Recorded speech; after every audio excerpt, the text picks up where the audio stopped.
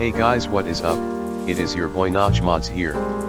Today I am going to teach you all how to code a Discord bot, because I have been working on an interesting bot recently and I would like to change my channel content a little bit because my channel has been about devlogs and I have been boring all of you out.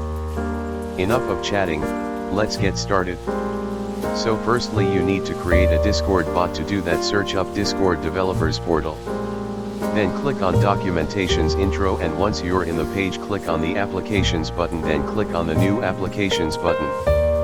For this video purpose I will be naming my bot Notchmods bot and click on the Create button. Once I am in the bots page, I will click on the bot button. Then click on Add Bot and Yes Do It button. I will also be adding a profile picture to my bot. Now I will click on the OAuth 2 page, and then on the scope section I will check the bot checkbox and check the administrator checkbox on the bottom. Then copy the link in the middle of the page and paste it on your search bar. Then select a server. For this video I will select Notchmods Discord server and then do the captcha. Now I will go and check my server to see whether the bot has been added to my server. Alright, it is time to do the actual coding. Go to Replit website. You can sign up for an account if you do not have one, but for this case I will log in with my own account. Now click on the Home button and then click the New Replace button, choose Python, and for this video purpose I will name my project Notchmods bot. Once the Replit IDE has loaded, then type in Import Discord.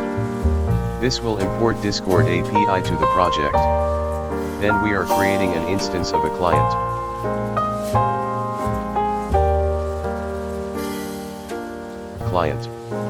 Then we will type in a client.event to create an event to register an event. Then we will use the onReady function. If you are familiar with Unity, this is similar to the void start function. Under the function we will make it print a message when the bot is on. Next thing we will do is to make a bot respond to basic messages. To do that we will have to type in the client.event again.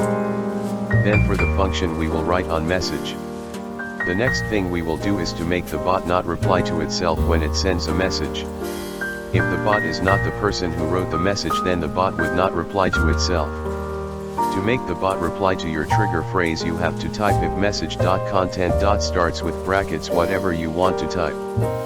Then type await message.channel.send and type whatever you want the bot to say. This is all we need for the basic bot. You are welcome to add more features and responses to the bot. We need to activate the bot client.run, then on the bracket we need to put the bot token.